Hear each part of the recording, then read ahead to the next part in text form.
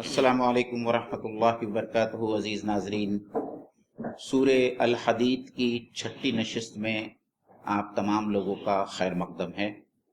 آج انشاءاللہ تعالی آیت نمبر 20 سے تفسیر کا سلسلہ شروع ہوگا۔ مولانا سے گزارش ہے کہ وہ عربی متن، اس کا ترجمہ اور مشکل الفاظ کی تشریح پیش کریں، پھر اس کے بعد میں انشاءاللہ تعالی ایک ایک آیت کی تفسیر بیان کی جائے گی۔ اعوذ باللہ من الشیطان الرجیم، بسم اللہ الرحمن الرحیم،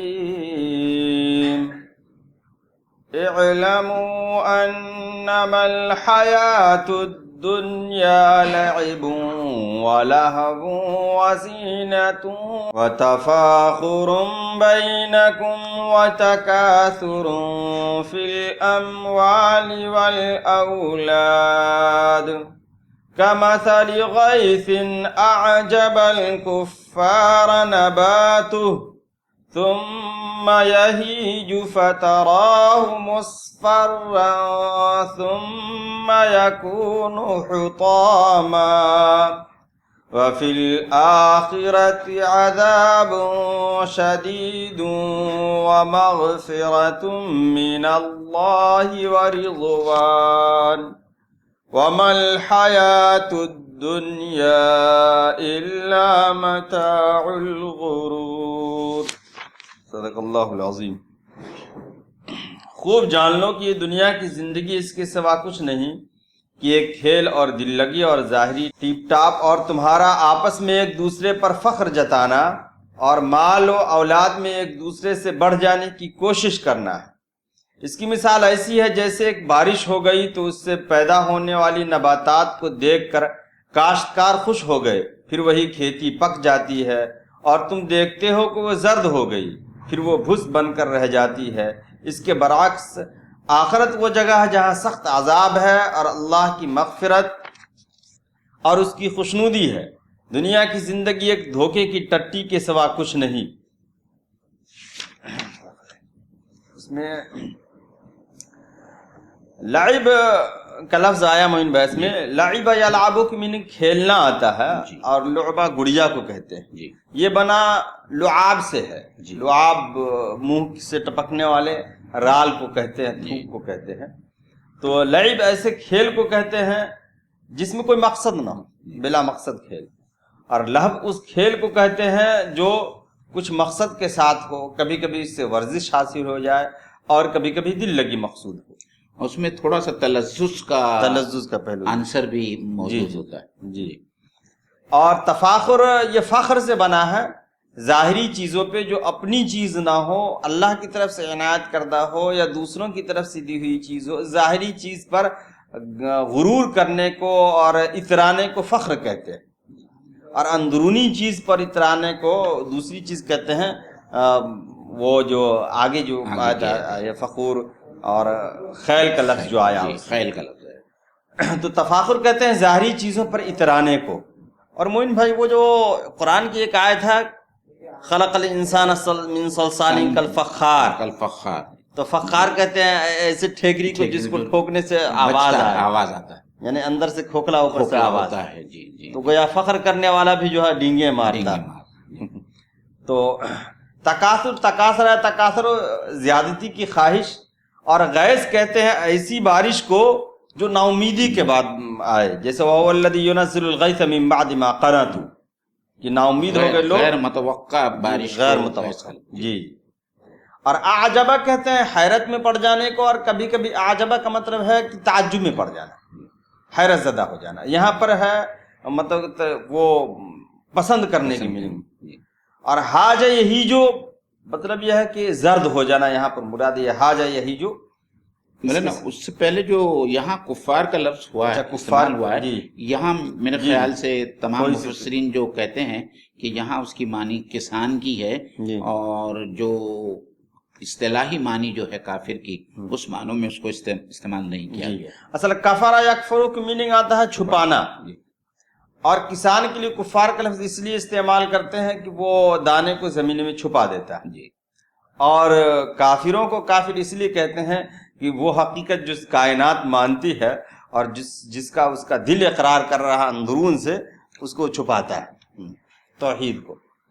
اور نبات کہتے ہیں ایسی چیز کو جو زمین میں اگے، دو قسمیں اس میں ہے، ایک تنے والی چیز کو بھی نبات کہتے ہیں اور غیر تنے والی چیز کو بھی، لیکن عام طور سے نبات اس شے کو کہا جاتا ہے جو زمین سے اگے اور اس میں تنا نہ ہو۔ ثم یہی جو فطرہ مصفرہ، پھر وہ مطلب یہ ہے کہ پک جاتی ہے۔ حاجہ یہی جو کہتے ہیں کسی نبات کا جو ہے ایک دم بالکل آخری عمر کو پہنچ جانا، پک جانا، اور حاجہ یہی جو بھڑکنے کو بھی کہتے ہیں، لیکن یہاں پر مراد وہ ہے۔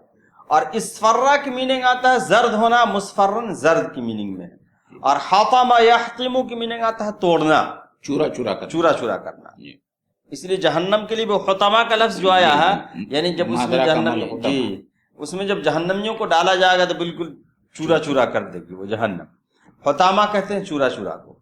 اور عذاب شدید، دردناک عذاب، و مغفرت من اللہ و رضوان، اور اللہ کی طرف سے خوشنودی۔ رضوان اگر اللہ کی طرف سے ہو تو گویا کہ اللہ بندوں سے خوش ہوتا ہے، ان کے اعمال کی وجہ سے یا توحید کا اقرار کرنے کی وجہ سے۔ اور اگر رضوان رضی اللہ عنہ و رضوا عنہ، رضوان اگر انسانوں کی طرف منسوب ہو تو اس کا مطلب یہ ہے کہ انسان جب رضا بقدر ہو، رضا بقضا ہو جائے، یعنی اللہ نے جو مقدر میں لکھ دیا ہے اس پر راضی ہو جائے، تب گویا وہ رضوان ہے۔ وَمَا الْحَيَاةُ الدُّنْيَا إِلَّا مَتَاعُ الْغُرُورِ، اور غرور کہتے ہیں دھوکے کو، اور جہاں جہاں قرآن میں غین کے زبر کے ساتھ آیا تو وہاں پر دھوکہ دینے والا مراد، اور پیش کے ساتھ دھوکہ کو۔ جی الحمدللہ، میرے خیال سے آپ نے تمام مشکل الفاظ کا احاطہ بخوبی کیا مولانا۔ اس پوری آیت کو اگر آپ دیکھیں تو ایسا لگتا ہے کہ اللہ تعالیٰ نے انسانی زندگی کے مختلف ادوار ہے اس کا نفسیاتی تجزیہ کیا ہے، اور ان کو 4 ادوار میں اللہ تعالیٰ نے بانٹا ہے۔ عام طور پر قرآن مجید میں جا بجا لہو پہلے آتا ہے اور لعب بعد میں آتا ہے، لہو و لعب آتا ہے، لیکن یہاں لعب کو اللہ تعالیٰ نے پہلے لایا ہے، کیونکہ یہاں اللہ تعالیٰ انسانوں کے بچپن کا ذکر کر رہا ہے کہ بچپن میں ہماری یہ حالت ہوتی ہے کہ ہم کھیل کود میں مشغول ہوتے ہیں، اور اس وقت ہماری سب سے پسندیدہ چیز جو ہوتی ہے وہ ہمارے کھیل اور کھلونے ہوتے ہیں۔ جب اس سے عمر بڑھتی ہے تھوڑی اور لڑکپن سے ذرا اونچا جاتے ہیں ہم، تو پھر وہ درجہ جو ہے زندگی کا جس کو ہم نوجوانی اور اللڑ پن کا یہ کہتے ہیں، اس میں جو ہے لہو والا معاملہ آتا ہے۔ لہو والا معاملہ مطلب ایسا کھیل کود جس کے اندر تلذذ کی آمیزش ہو، تو یہ ایک دوسرا جو ہے زندگی کا دوسرا سٹیپ ہے یا دوسرا درجہ ہے یا مرحلہ ہے۔ اور پھر اس کے بعد میں زینتن جو ہے یہ انسانی زندگی کا تیسرا مرحلہ ہے۔ جب انسان جوان ہو جاتا ہے تو اس کے لیے پھر اپنی زینت، اپنی آرائش ہی سب کچھ ہو جاتی ہے۔ اپنا کپڑا کیسا ہو، ہمارے بال کیسے ہو، ہمارے جوتے کیسے ہو۔ ہم دیکھتے ہیں ایسے نوجوانوں کو جو اپنے بال کی آرائش میں کتنا وقت صرف کرتے ہیں، اور ہم ایسے بھی نوجوانوں کو دیکھتے ہیں اور عورتوں کو بھی ہم دیکھتے ہیں کہ وہ اپنی آرائش میں بہت زیادہ وقت بھی صرف کرتی ہیں اور بہت زیادہ پیسہ بھی لگاتی ہیں۔ عام طور پر کہیں محفل میں جانے کا ہو تو آج کل کی عورتیں اور نوجوان بچیاں بیوٹی پارلر میں جا کر جو ہے بہت پیسہ بھی لگاتی ہیں، اور وہاں 2-2 3-3 گھنٹے جو ہے اپنی آرائش میں اور بناؤ اور سنگار میں جو ہے لگا دیتی ہے۔ تو اللہ تعالیٰ اس کی طرف بھی اشارہ کر رہا ہے۔ اور پھر آخر میں جو تفاخر بینکم، جو نوجوان ہوتے ہیں، اور خاص طور پر ہم کو یہ نظر آتا ہے کہ وہ نوجوان انسان جو ہوتا ہے وہ ایک دوسرے کے اوپر سبقت لے جانے کی کوشش کرتا ہے۔ یہ ٹین ایج کے بعد ہوتا ہے۔ ہاں، یہ ٹین ایج کے بعد کا مرحلہ ہے۔ جب آدمی نوجوان سے جوان ہو جاتا ہے تو وہاں عام طور پر اپنے دوستوں کے ساتھ میں اور اپنے ہم عصروں کے ساتھ میں وہ یہ کوشش کرتا ہے کہ ان کے اوپر وہ بازی لے جائے۔ یہ کون سا برانڈ پہنتے ہیں تو میں اس سے اچھا برانڈ پہنوں، ان کے جوتے کون سے ہیں تو میں اس سے اچھے جوتے پہنوں۔ تو یہ ایک مرحلہ زندگی کا ہوتا ہے۔ اور اس کے بعد میں آخری مرحلہ جو زندگی کا ہوتا ہے وہ بڑھاپا ہوتا ہے۔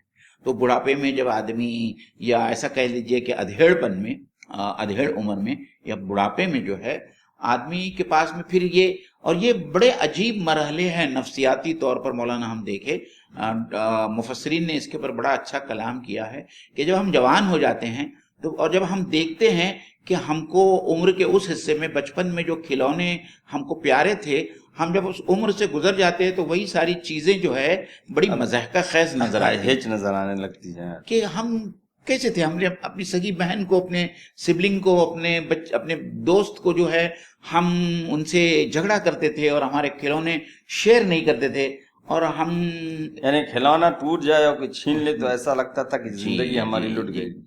اور یہی بات ہے جب انسان جوان ہو جاتا ہے اور اپنی آرائش پر اور زینت پر اتنا سارا خرچ کرتا ہے، وقت لگاتا ہے، جب وہ بوڑھا ہو جاتا ہے تو اس کو خیال آتا ہے کہ میں یہ کن چیزوں کے اندر اور کس حماقتوں میں یہ تھا، مشغول تھا، اور میں نے اپنی زندگی اس کے اندر اور اپنا اس کے اندر پیسہ لگا دیا. بلکہ بسا اوقات اس عمر میں جانے کے بعد اس عمر کے بچوں کو ڈانٹتے بھی کہ یہ کیا کر رہے ہیں، حالانکہ وہ خود جو ہے اس عمر میں وہ سب کر چکا ہوتا ہے. اور پھر جو ہے اس کی صرف کوشش یہی ہوتی ہے کہ وہ کس طریقے سے زیادہ مال کو کمائیں، کس طریقے سے اپنی پراپرٹی کو بنائیں، اور اپنے بعد میں اپنے بچوں کے لیے جو ہے یہ سب چھوڑ کر جائے. یہی جو ہے وہ تکاثر فی الاموال والاولاد ہے. اس زمانے میں لوگوں کو تھوڑا تعجب ہوتا ہے کہ یہاں تکاثر فی الاولاد کی بات کیوں کہی گئی ہے، حالانکہ آج کے زمانے کا جو ٹرینڈ ہے وہ یہ ہے کہ ہم دو ہمارے دو، جس کو ہم نیوکلیئر فیملی کہتے ہیں، یا ہر جوڑا یہ چاہتا ہے کہ اس کا صرف ایک بچہ ہو. لیکن ہم اس بات کو یاد رکھیں کہ جس زمانے میں قرآن مجید کا نزول ہو رہا تھا اس وقت اولاد نرینہ کو ایک بہت بڑا اسٹ مانا جاتا تھا، ایک قیمتی اثاثہ مانا جاتا تھا اولاد نرینہ کو، لڑکوں کو، کیونکہ یہی لڑکے جو ہے وہاں روزمرہ کے کام کرتے تھے، جنگوں میں جو ہے وہ ساتھ دیا کرتے تھے، کماؤ ہوتے تھے، تو اس لیے اولاد نرینہ کی بہت قیمتی ہوتی تھی. اور اس لیے ہر شخص یا قبیلہ والا یہ چاہتا تھا کہ اس کے زیادہ سے زیادہ بچے ہوں یا اولاد نرینہ ہوں. قبائلی زندگی میں اس کی ضرورت بھی پڑتی تھی، اس لیے کہ لوگ ایک قبیلہ کے لوگ دوسرے پہ حملہ آور ہوتے تھے.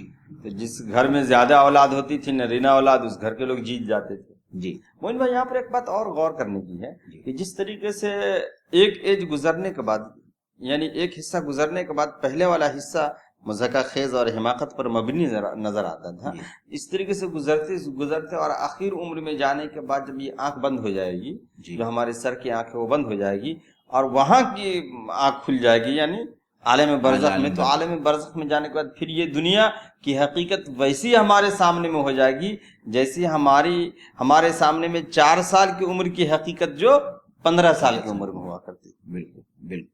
یعنی کچھ 4 سال کی عمر میں جس کھلونے کے لیے ہم دوسرے سے لڑ لیا کرتے تھے، بعد میں احساس ہوتا تھا کہ یہ تو کوئی حقیقت ہی نہیں اس چیز کی. تو مرنے کے بعد پھر یہ پوری زندگی کی حقیقت ویسی ہو جائے گی، اس کی کوئی حقیقت نہیں. تو وہی جیسا کہ اللہ تعالیٰ نے کہا ہے کہ وما الحیات الدنیا الا متاع الغرور، تو وہی بات کہہ رہے کہ یہ پوری زندگی جو ہے وہاں اوپر جانے کے بعد میں قرآن مجید میں جا بجا آیا ہے کہ وہ پوچھیں گے کہ ہم کتنا زندہ رہے، تو کوئی کہے گا کہ یومن او بعد یوم، شاید ہماری دنیا کی زندگی 1 دن یا 2 دن کی تھی، عشیتن او ضحاہا، کہ ایک رات تھی یا ایک پہر تھی. مطلب انسان کے مر جانے کے بعد میں آخرت میں اس کو اس بات کا بہت بری طرح احساس ہوگا کہ جس زندگی کے لیے انہوں نے سب کچھ لٹا دیا، آخرت کی زندگی کے مقابلے میں وہ زندگی کتنی قلیل اور کتنی بے حیثیتی تھی جس کے لیے انہوں نے اپنی دنیا لٹائی، کتنوں کا جان لیا، کتنوں کا مال برباد کیا. یہ تمام چیزیں اس کو یاد آئیں گی کہ بس چند سانسوں کے لیے ایسا کیا تھا. اس کا مومن بات ہے کہ کمثل غیث، اس بارش کی طرح ہے. یعنی یہ جو پوری زندگی بتایا، ایک سائیکل تو یہ بتایا، اب اس کا جو ہے وہ تقابل کیا جا رہا ہے ایک نباتاتی زندگی سے. ایک مولانا دیکھیے، اللہ تعالیٰ کا کلام ہے، ہو سکتا ہے کہ انسان کو اپنی زندگی کی پیدائش سے آخری عمر تک کا پورا سائیکل جو ہے اس کے لیے سمجھنا مشکل ہو جاتا ہے، اس لیے کہ انسان اپنی زندگی کو بچپن سے بڑھاپے تک ایک جیسا دیکھ نہیں پاتا. ایگزیکٹلی صحیح ہے. لیکن اگر وہ کسی فصل کو دیکھ لے، ایک سائیکل بھی دیکھ لے، تو اس کو اپنی زندگی کے وہ تمام مراحل اور وہ تمام مدارج جو ہے اس کو اس ایک سائیکل فصل کے क्रॉप के एक साइकिल के अंदर उसको नजर आते हैं। नजर आता है। इसीलिए अल्लाह ताला ने जो है उसको बयान किया। कमाल की मिसाल है। देखिए, सिर्फ गेहूं ही के बारे में सोच ले इंसान, और जिस तरीके से अल्लाह रब्बुल इज्जत ने यहाँ बताया है, इंसान गौर कर ले कि दाना डाला गया, उसके बाद शुरू हो जाए सोचना। जी जी जी जी। तो वही हाल है, कमसल गैसिन, उस बारिश की तरह है।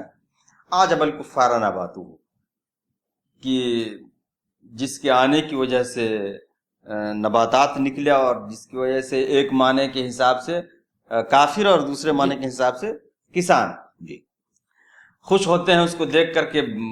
मतलब यह है कि इसको दिल में खुशी होती है। उसके बाद फिर दूसरा मरहला आता है कि वो खेती पक जाती है, फिर इसको तुम देखते हो कि वो जर्द हो जाती है, फिर वो चूरा चूरा हो जाता है।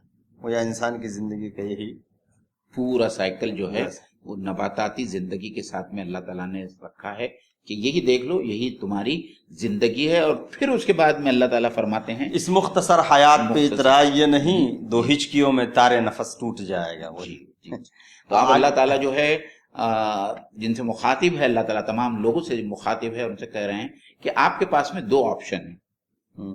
ये दो ऑप्शन अल्लाह ताला लोगों को पेश कर रहा है, और वो दोनों ऑप्शन क्या है? या तो अल्लाह ताला की तरफ से आखिरत में शदीद अजाब है, या अल्लाह ताला की तरफ से मगफिरत है और उसकी खुशनुदी। मोइन भाई, यहाँ पे अजाब का जिक्र पहले और मगफिरत का बाद में आया। जी जी। तो ये इसलिए मौलाना लाया गया है कि यहाँ ऊपर भी जो बात की गई थी कि अल्लज़ीना कफरू व कज़्ज़बू बिआयातिना उलाइका अस्हाबुल जहीम, उसके बाद में जो है तंबीहन इनसे कहा जा रहा है कि ये वो तमाम लोग हैं जो दुनिया की जिंदगी को आखिरत की जिंदगी पर तरजीह देते हैं। इसलिए ऐसे लोगों के लिए जहन्नम का तज़किरा पहले लाया गया है कि ऐसा करने वाले जो है वो, अल्लाह के रसूल सल्लल्लाहु अलैहि वसल्लम की एक बड़ी प्यारी हदीस है कि जन्नत और जहन्नम तुमसे इतनी करीब है जितना करीब है तुम्हारी जूती का तस्मा।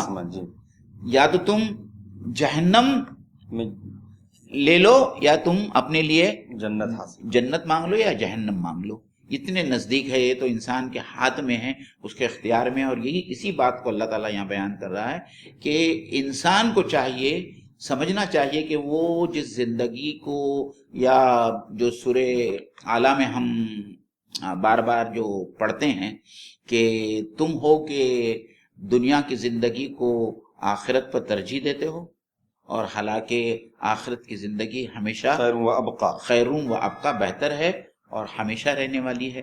तो वही इन्हीं लोगों को समझाया जा रहा है। ये जब किसी अमल को करना हो तो न करने वाली चीज को पहले किया जाए जी, यानी अजाब का तज़किरा पहले करने के बाद इंसान बुरे अमाल शुरू करेगा जी जी, और जन्नत के हुसूल के लिए नेक अमाल करेगा। तो नेक अमाल करने से ज्यादा बेहतर है, मतलब नेक अमाल तो करना ही है जी, जैसे नवाफिल का एहतमाम करने से ज्यादा बेहतर है कि मकरूहात से भी बचा जाए। जी, खबायर तो खबायर, बल्कि मकरूहात से भी बचा जाए। इसलिए मैंने कहा नवाफिल का एहतमाम कोई नहीं कर रहा है, मकरूहात से बच रहा है, तो वो ज्यादा बेहतर है जी। वरना एक इंसान वो तहज्जुद का एहतमाम तो कर सकता है, लेकिन मुमकिन है कबायर में ही वो लोग हो सकता है। जी जी जी जी जी। और मतलब एक दूसरी बात इसमें ये समझने की है कि अल्लाह ताला दो ऑप्शन दे रहा है कि एक जो है बहुत ही आर्जी ऑप्शन है, बहुत ही टेम्पररी है, और एक जो है वो एक मुस्तकिल है। मतलब आप इस आर्जी ऑप्शन को तरजीह दे रहे हैं, प्रायोरिटी दे रहे हैं, प्रायोरिटाइज कर रहे हैं उस ऑप्शन के मुकाबले में जो हमेशा हमेशा मुस्तकिल और दायमी है, चाहे वो जहन्नम हो चाहे वो जन्नत हो। दोनों, काफिर के लिए जहन्नम का दायमी अजाब है, और ईमान वालों के लिए जो अमाल सालिहा लेकर जाएंगे उनके लिए अल्लाह ताला की तरफ से जन्नत है, और उसकी दायमी और अबदी जिंदगी जन्नत में गुजरेगी। तो इसमें एक चीज देखिए, अल्लाह की तरफ से मगफिरत भी है, और दूसरी चीज जो अल्लाह ने बताया रिजवान भी है। ये रिजवान गोया खुदा की खुशनुदी, और इंसान के जन्नत में जाने के बाद सबसे बड़ी चीज जो हासिल होगी जी, वो यही कि अल्लाह की तरफ से रजामंदी कि अब तुमसे हम कभी नाराज नहीं होंगे। तो गया ये एक समझिए कि बशारत दी जा रही है कि जो इंसान दुनिया में नेक अमाल करेगा उसके लिए मगफिरत तो है ही जी, और रजामंदी भी है खुदा की। हमारा ना अल्लाह ताला कहीं जो लोग अपने आप को बड़े अक्लमंद कहते हैं, اور جو آج کل کا جو ایک طبقہ ہے جس کو روشن ریشنلسٹ کہتے ہیں یا روشن خیال کہتے ہیں، عقل پرست لوگ جو ہے، ان کو اللہ تعالیٰ بتا رہا ہے اور سنا رہا ہے کہ کیا یہ عقل مندی ہے یا حماقت ہے کہ آپ ایک ہمیشہ رہنے والی چیز کے اوپر ایک عارضی اور ٹیمپرری چیز کو ترجیح دیں۔ یہ میرے خیال سے اس پورے جو آیت کا جو لب الباب جو ہے وہ یہ وَمَا الْحَيَاةُ الدُّنْيَا إِلَّا مَتَاعُ الْغُرُورِ۔ اور معین بھائی دیکھیے، جب کسی جملے عربی میں جملے سے پہلے ما آ جائے اور الا آ جائے یا لا آ جائے اور الا آ جائے تو اس میں حصر کی میننگ پیدا ہو جاتی ہے، جیسے لا الہ الا اللہ محمد رسول اللہ۔ اسی طریقے سے یہاں ما آیا ہے، لا تو نہیں آیا لیکن ما آیا ہے، ما اور لا دونوں ایک ہی معنی میں ہوتے ہیں، تو اس میں بھی حصر کی میننگ کہ دنیا کی زندگی تو صرف دھوکے کی ٹٹی، صرف دھوکا، یعنی اس کو سمجھنا بہت آسان ہے اس حساب سے کہ ہم دیکھ رہے کہ ایک انسان ہمارے سامنے چل پھر رہا، کل ہو کر خبر آئی کہ وہ دنیا سے چلا گیا، جتنا اس نے کیا تھا سب کھیل ختم ہو گیا، اب اس کے بعد دوسری زندگی اس کی شروع ہوگی۔ تو دنیا کی زندگی ہمیشہ نہیں رہنے والی ہے، جو کچھ اس نے جمع کیا تھا اس کا نہیں رہا، اس کے لیے اب دھوکا ہو گیا وہ۔ مولانا اس میں ایک بڑی جو ایک شعر مجھے یاد آیا جو میں نے لکھا تھا کہ علامہ اقبال نے کہا ہے کہ کافر کی یہ پہچان کے آفاق میں گم ہے، مومن کی یہ پہچان کے گم اس میں ہے آفاق۔ تو جو کافر ہوتا ہے وہ اس دنیاوی زینت اور اس کا شکار ہو جاتا ہے اور اس دنیا میں گم ہو جاتا ہے، اور اس کے لیے یہی دنیا سب کچھ ہے، لیکن مومن کے لیے دنیا جو ہے آخرت کی دنیا سب کچھ ہے، اور یہ تو بس ایک راستہ ہے جس سے گزر کر اس کو آخرت میں اور جنت میں جانا۔ لیکن بعض مومنین بھی وہی روش پہ چلیں تو گویا کہ ایمان، حقیقی ایمان اس کے دل میں نہیں، اس لیے کہ بہت سارے مسلمان بھی تو اسی روش پہ چلتے ہیں۔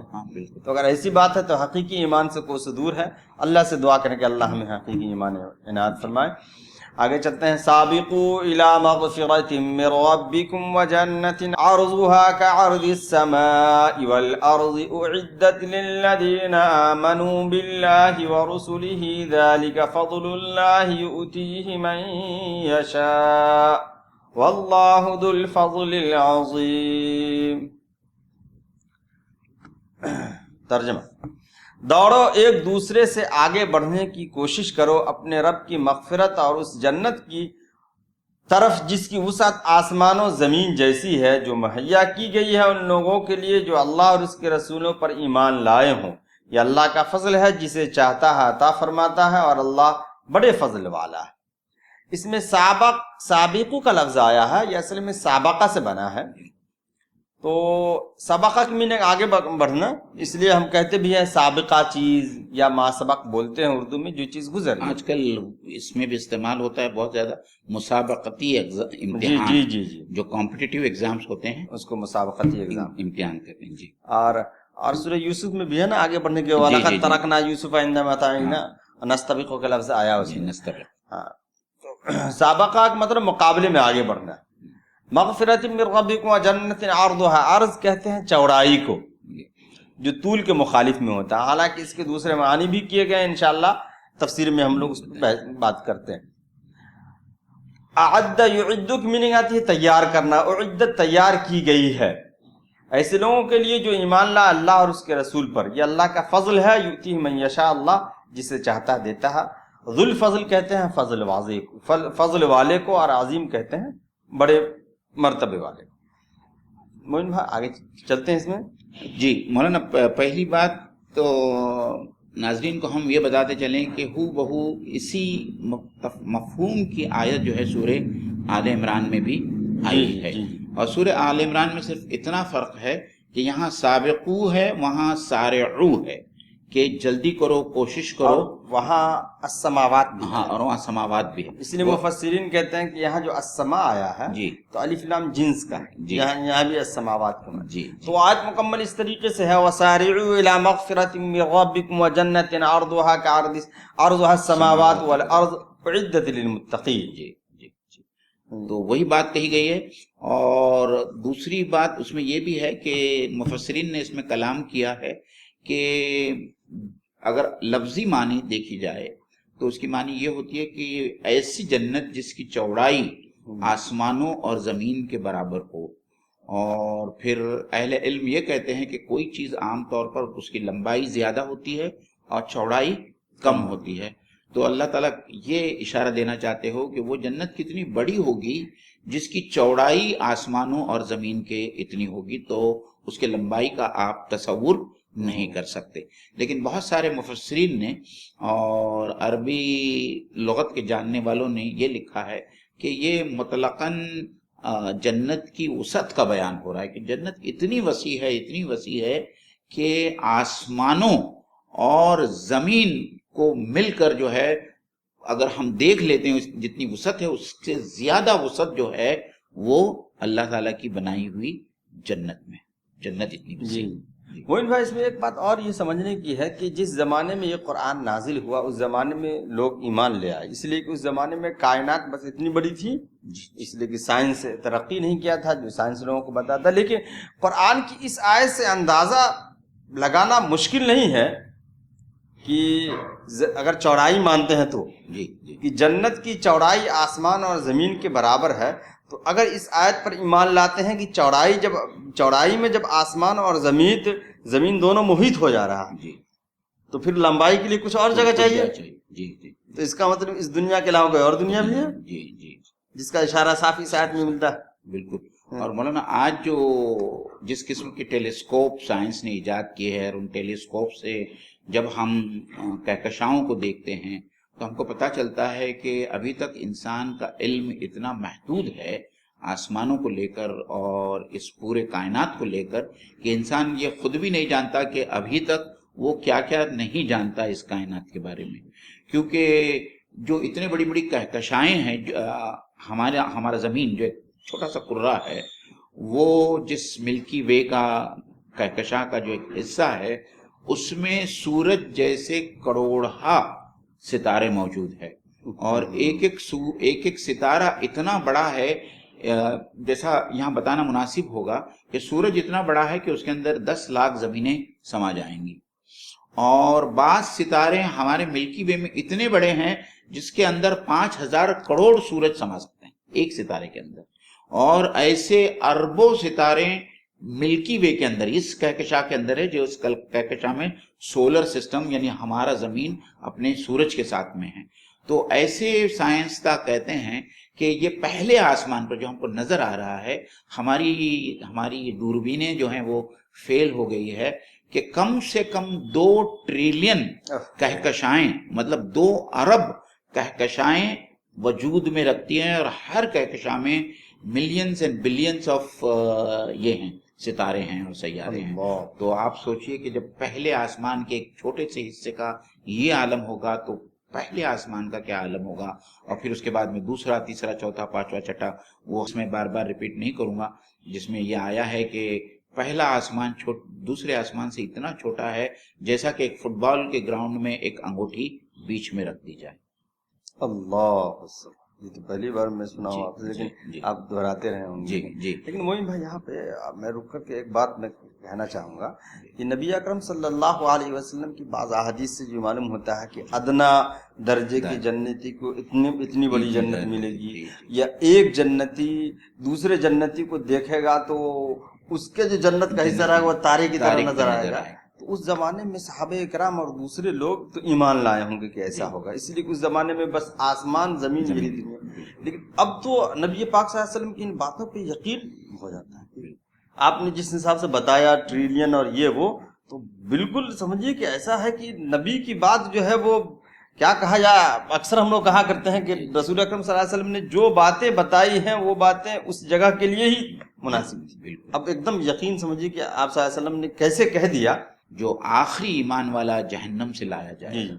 وہ بڑی پیاری حدیث ہے، اور اس کو سننے کے بعد میں لوگ بڑے خوش ہوں گے کہ جنت کا ان کو تھوڑا سا تصور ملے گا، کچھ تو تصور ملے گا کہ جنت کتنی بڑی ہے.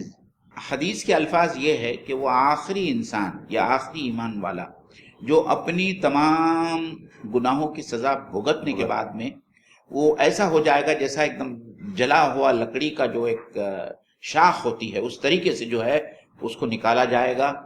اس پر جو ہے کوثر کا پانی چھڑکا جائے گا تو وہ اسی طریقے سے تازہ ہو جائے گا جس طریقے سے ایک سوکھا ہوا درخت جو ہے وہ تازہ ہو جاتا ہے. اور پھر اللہ تعالیٰ اسے پوچھیں گے کہ تو کتنی بڑی جنت چاہتا ہے، تو وہ ہنس دے گا اور وہ کہے گا کہ اے اللہ تعالیٰ، اے کرم والے، تم میرا مذاق اڑا رہے ہو اور مجھ سے یہ پوچھ رہے ہو کہ میں کتنی بڑی جنت چاہتا ہوں. تو اللہ تعالیٰ کہیں گے کہ جا، میں تجھے جس دنیا میں تو رہتا تھا اس سے 10 گنا بڑی جنت میں تم کو دیتا ہوں. یعنی آخری انسان، آخری ایمان والا جو جنت میں داخل کیا جائے گا، اس کی جنت اس دنیا، اس زمین سے 10 گنا بڑی ہوگی.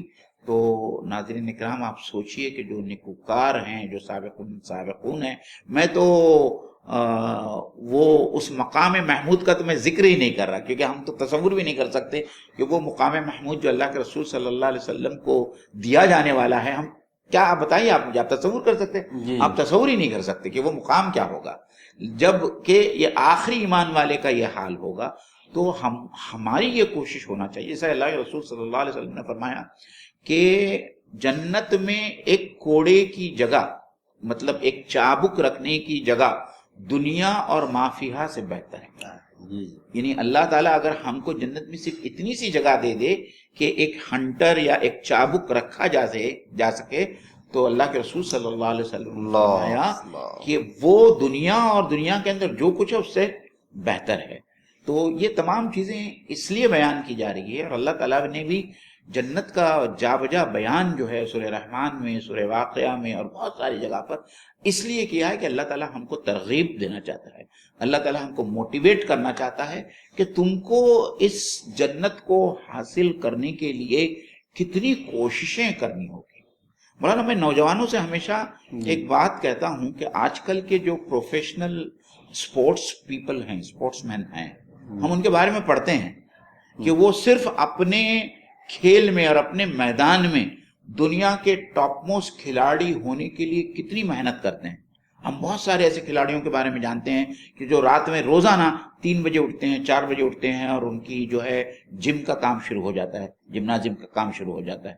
اور ہم ایسے بہت سارے سپورٹس مین کے بارے میں جانتے ہیں کہ ان کا غذا جو ہے وہ اتنا نپا تلا ہوتا کھاتے ہیں وہ لوگ، صرف اس لیے کہ وہ اپنے فیلڈ میں جو ہے دنیا کے one of the best sports person کہلائیں.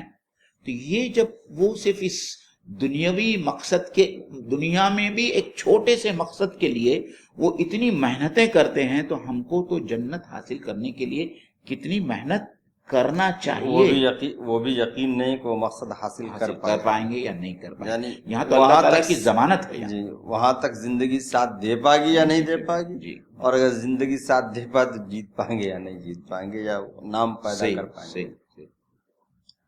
تو یہ ان لوگوں کے لیے تیار کی گئی ہے جنت جو ایمان لائے اللہ پر، رسولوں پر، اس کے رسولوں پر، اور دوسری جگہوں سے یہ معلوم ہے آخرت کے دن پہ، کتابوں پہ، یعنی تمام چیزیں جو ضروری ہے ایمان مفصل میں. اس کے بعد مومن بھائی، اس میں دیکھیے، اتنا کہنے کے بعد اللہ رب العزت نے یہ کہہ دیا کہ ذالک فضل اللہ، یعنی یہ کوئی اگر یہ سوچ لے کہ ہم اپنے دعوے سے لے لیں گے، اپنی نیکیوں کی وجہ سے، اپنے اعمال کی وجہ سے، تو یہ ممکن نہیں. ذالک فضل اللہ، یہ اللہ کا فضل ہی ہوگا. یعنی خدا کے احکامات کی پابندی صرف اس لیے ہے کہ خدا کا وہ حکم ہے، اس وجہ سے نہیں کہ ہم احکامات کی پابندی کر کے جنت کے حقدار بن ہی جائیں گے. جی، وہ حدیث سنا دیجیے آپ، اللہ کے رسول صلی اللہ علیہ وسلم نے جو فرمایا کہ کوئی شخص اللہ کے فضل کے بغیر جنت میں نہیں جائے گا. تو صحابہ کرام نے پوچھا کہ کیا آپ بھی؟ تو نبی اکرم صلی اللہ علیہ وسلم نے کہا کہ ہاں میں بھی، الا یتغمدنی اللہ برحمتی، مگر یہ ہے کہ اللہ تعالی ہمیں اپنے رحمت سے ڈھانپ لے. تو جب ہمارے لیے سوچنے کا مقام ہے وہ جب کہ اللہ کے رسول صلی اللہ علیہ وسلم اپنے اعمال اور اتنی فضیلت کے باوجود جو ہے اللہ کی، اپنے اعمال تو دور کی بات مومن بھائی، نبی اکرم صلی اللہ علیہ وسلم نے جس کے بارے میں کہہ دیا کہ تم جنتی ہو تو وہ جنتی. صحیح. تو پھر رسول اکرم صلی اللہ علیہ وسلم کا کیا کہنا؟ وہ بھی کہہ رہے ہیں کہ ہم اللہ کے فضل ہی سے جنت میں جائیں گے. تو ہما شما کا کیا کہنا؟ اس لیے اللہ کے فضل کو بھی مانگنا چاہیے اور ساتھ ساتھ میں توفیق بھی مانگنی چاہیے. جب تک کہ خدا کی طرف سے توفیق نہیں ہوگی نیک اعمال کرنے کا، اللہ تعالیٰ اپنے فضل سے جنت نہیں دے گا. اس لیے کہ جب نیک اعمال ہی میں پاس نہیں ہو پائیں گے تو پھر اور مولانا جب تک جنت کی چاہ نہیں ہوگی جی جی تو وہ اس کے لیے کوشش بھی نہیں کرے گا. تو اور اللہ تعالیٰ ایسے آدمی کو جنت میں کیوں داخل کرے گا کہ جو جنت پہ یقین ہی نہیں رکھتا ہے. جی جی جی. تو جو لوگ دنیا میں کچھ اچھے بھلے کام کرتے ہیں لیکن ان کا آخرت کے اوپر ابھی آپ نے جو کہا جنت پہ یقین ہی نہیں رکھتے، کچھ ماڈرن خیال کے لوگ، جو کچھ ماڈرن خیال کے لوگ جو کبھی کبھی جنت کا مذاق اڑاتے ہیں تو اس کو جنت میں جانا ہی نہیں ہے. تو جنت میں جانا، تو اللہ تعالیٰ ایسے لوگوں کو کیوں جنت میں جانے دے گا. اور مولانا یہاں جو بعض جگہ پہ میں نے کہیں پڑھا تھا کہ کچھ مفسرین کا یا کچھ اہل علم کا یہ ماننا ہے کہ یہ دنیا جو ہے اس کو جنت میں تبدیل کیا جائے گا اور جنت کا سب سے نچلا درجہ جو ہوگا وہ یہ زمین ہی ہوگی. لیکن یہاں اعدت کا لفظ جو ہے واپس جو ہے اس کی نفی کر رہا ہے. اعدت کی معنی ہے تیار ہے، تیار رکھی ہوئی ہے. تو اگر یہ زمین جو ہے جو تقریباً اب جو ہے ایکسپلور کر لی گئی ہے، پورا اس کا حدود و اربا اور سب دیکھ لیا گیا ہے اور اس میں ایسا کوئی نظر نہیں آتا، ایسی کوئی جگہ جس کو ہم اس دائمی جنت سے مراد لیں جس کا تصور اور جس کا نقشہ اللہ تعالیٰ اور اللہ کے رسول صلی اللہ علیہ وسلم نے کھینچا ہے. تو پھر اس زمین کو جنت کا سب سے نچلا درجہ ماننا جو ہے میرے خیال سے صحیح نہیں. اور یہ ایک ایسی چیز ہے جس پر ایمان لانا بھی ضروری نہیں، اس لیے قرآن حدیث میں یہ نہیں کہا گیا کہ یہ دنیا جنت میں نہ ایمان لانا. اس لیے اگر آپ یا کوئی اگر اس کا بات یہ سمجھ میں، یہ اجتہادی بات ہے یا اپنے سمجھ کی بات ہے، اگر کوئی یہ کہہ رہا کہ یہ دنیا ہماری سمجھ سے جنتیوں کے نچلے درجے کے جو جنتی ہوں گے ان کا حصہ نہیں ہے تو کوئی بات نہیں. چلیں گے آگے. واللہ ذو الفضل العظیم، اور اللہ تعالیٰ بڑے فضل والا ہے. ما اصاب من مصیبت فی الارض ولا فی انفسکم الا فی کتاب من قبل ان نبرأها ان ذلک علی اللہ یسیر. کوئی مصیبت ایسی نہیں ہے جو زمین میں یا تمہارے اپنے نفس پر نازل ہوتی ہو اور ہم نے اس کو پیدا کرنے سے پہلے ایک کتاب میں لکھ نہ رکھا ہو. ایسا کرنا اللہ کے لیے بہت آسان ہے. اس میں اصاب یصیبو کی میننگ آتا ہے پانا، پہنچنا. اس لیے مومن بھائی مصیب کہتے ہیں پہنچنے والے کو، ہر مصیبت کو مصیبت اس لیے کہتے ہیں کہ وہ انسان کو آ کے لگ جاتی ہے، پہنچ جاتی ہے. تو یہ اس میں فاعل ہے اصابہ کا، اس میں فاعل مصیبہ. اس کے بعد ہے من قبل ان نبرأها، برا یبرأ کی میننگ پیدا کرنا، یعنی اللہ تعالیٰ اس کو پیدا کرنے سے پہلے ہا کی ضمیر تین طرف لوٹائیں گے، انشاءاللہ تفسیر میں وہ بات آئے گی. اور یسیر کا مطلب آسان. تو ما اصاب من مصیبت یعنی زمین میں یا انسان کی نفسوں میں، انسان کی جانوں میں کوئی بھی مصیبت پہنچتی ہے تو وہ خدا کی طرف سے لکھی ہوئی چیز ہے. جو ہم کلمہ ہم جو ایمان مفصل میں پڑھتے ہیں کہ ہم من القدر خیری و شر، خیریت من اللہ تعالی، کہ ہم تقدیر کے خیر اور شر پر یقین رکھتے ہیں کہ یہ اللہ تعالیٰ کی طرف سے ہے. جی. تو اسی بات کو کھل کر جو ہے یہاں بیان کیا جا رہا ہے. ہا کی ضمیر ادھر ہم زمین کی طرف بھی لوٹا سکتے ہیں اور نفس کی طرف بھی لوٹا سکتے ہیں اور پورے جملے کلام کی طرف، مصیبت کی طرف بھی لوٹا سکتے. جی مصیبت کی، بلکہ وہی زیادہ صحیح، وہی زیادہ صحیح ہے. جو مصیبت تمہیں پہنچتی ہے وہ اس مصیبت کو ہم وقوع پذیر ہونے سے پہلے ہم لکھ چکے ہوتے ہیں. تو معین بھائی مصیبتوں کا آنا یہ خدا کی طرف سے ہے. شاید اس وجہ سے کئی فرقے ابتدائی اسلام میں یعنی پہلی صدی میں پیدا ہو گئے تھے. اس میں سے ایک فرقہ جبریہ ہے اور ایک قدریہ. فرقے تو بہت پیدا ہوئے تھے لیکن ایک دم شارٹلی میں بیان کر دوں. جبریہ اس فرقے کو کہتے تھے، اب تو شاید اس کا وجود نہیں رہا، جو فرقہ جبر کا قائل تھا کہ انسان مجبور محض ہے، جیسے اینٹ پتھر اور دوسرے جانور ہیں. یعنی اللہ نے جب لکھ دیا تو انسان مجبور ہو گیا، انسان کو ایسا کرنا ہی ہے، جو سراسر باطل ہے، جس کو اہل سنت والجماعت نے انکار کیا. دوسرا فرقہ قدریہ ہے، جس کا یہ کہنا تھا کہ انسان اپنے عمل کا خود خالق ہے. اللہ تعالیٰ کی مشیت کو، اس کی قدر میں، اس کی تقدیر میں کوئی عمل دخل نہیں ہے. کسی چیز کے وقوع پذیر ہو جانے کے بعد اللہ کو اس کا علم ہوتا ہے. اہل سنت والجماعت نے اس کا بھی انکار کیا.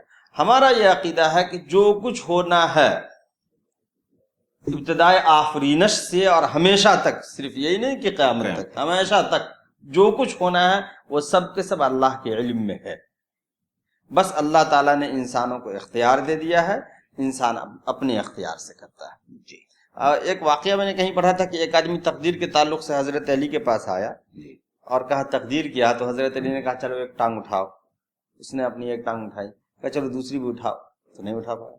اسی کو تقدیر کہتے ہیں کہ تم مختار بھی ہو اور مجبور بھی ہو۔ مومن بھائی اس میں کچھ اور اس میں سمجھنے والی بات یہ ہے، اور جن حالات میں یہ آیت اور یہ سورہ الحدید نازل ہوئی ہے، یہ مسلمانوں کے لیے بڑی کشمکش کا دور تھا، اور بہت سارے غزوات ہو رہے تھے، جانیں تلف ہو رہی تھی، صحابہ شہید ہو رہے تھے، اور جہاد میں پیسہ لگانا مقصود ہوتا تھا، اور اس وقت کے حالات صحیح نہیں تھے معاشی اور مالی طور پر بھی۔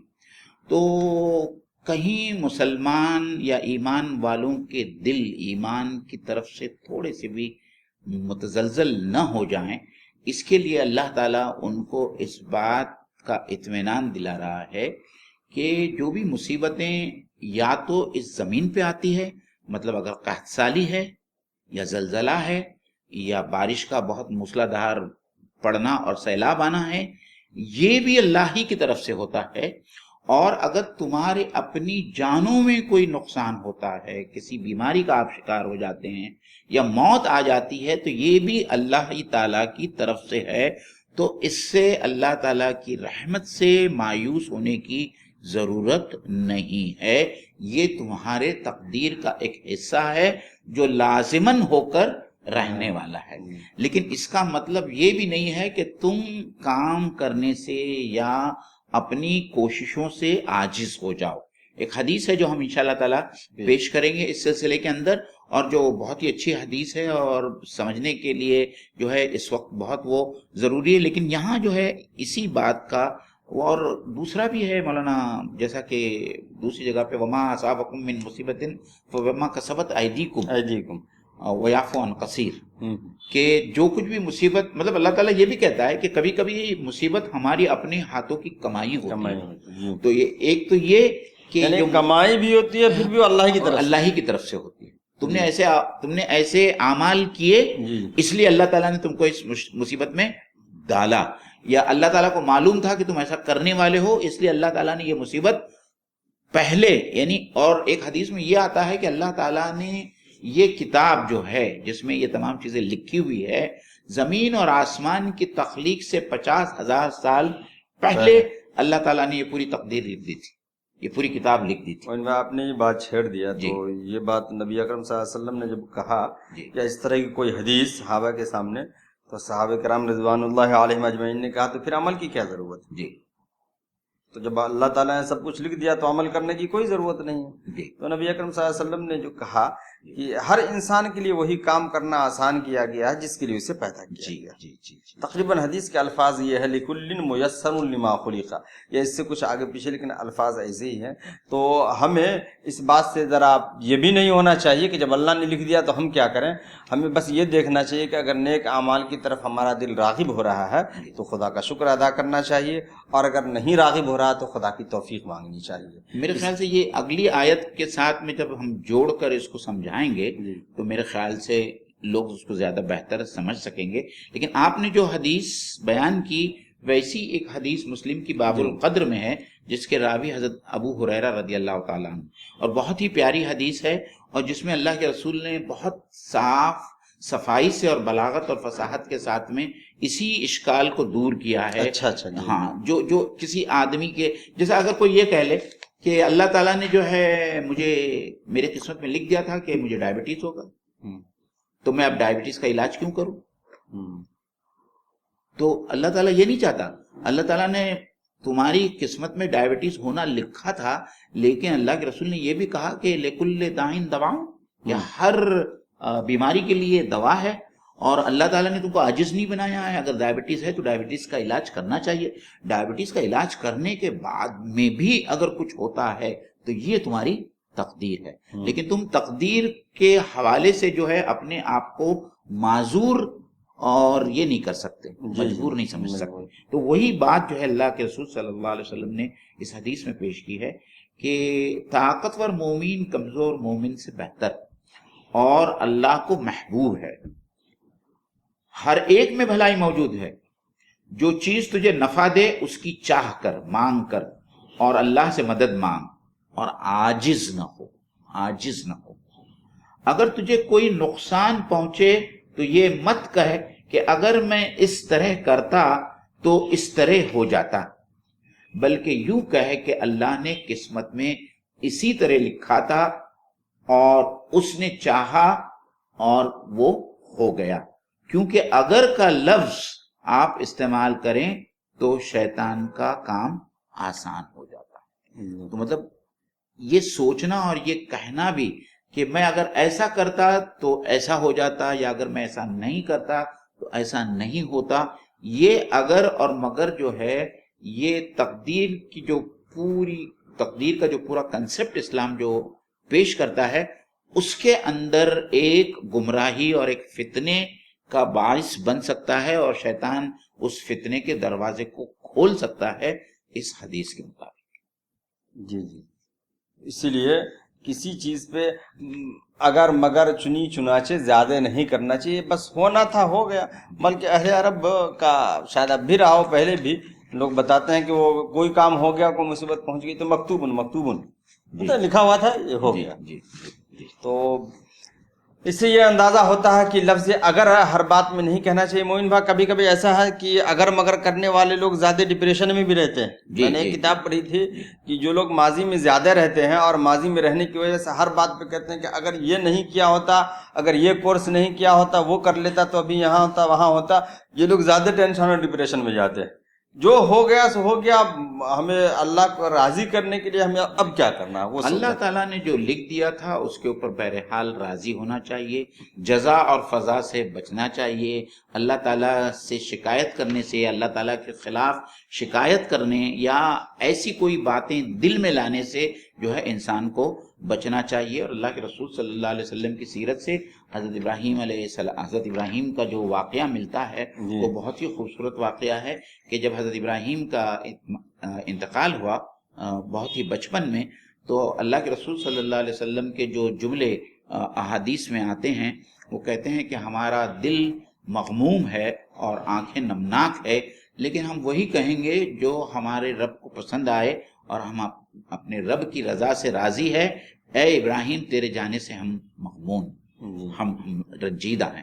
مطلب غم اور خوشی جو ہے وہ ایک فطری چیز ہے، لیکن اگر غم ہوتا بھی ہے تو اس کا مطلب یہ نہیں ہے کہ ہم اللہ کے خلاف شکایت کرنے لگ جائیں، شکوے کرنے لگ جائیں، چیخ و پکار کرنے لگ جائیں. یہ صبر نہیں ہے. تو اللہ کی طرف سے جو مصیبت آتی ہے اس پر جو مومن صبر کرتا ہے اللہ تعالیٰ اس کے اوپر بھی اجر عطا کرتا ہے. یہ خاص جو بات ہے جو یہاں کہنے کی تھی. اور انشاءاللہ تعالیٰ اس کے آگے کی جو آیت ہے جب ہم اس کو اس کے ساتھ میں ملائیں گے تو پھر خوشی حاصل ہونے کے بعد میں جب انسان اتراتا ہے اور فخر جتاتا ہے اور ڈینگے مارتا ہے، اس کے بارے میں قرآن مجید میں اللہ تعالیٰ نے کیا کہا ہے یہ اس کی آگے کی آیت میں ہے.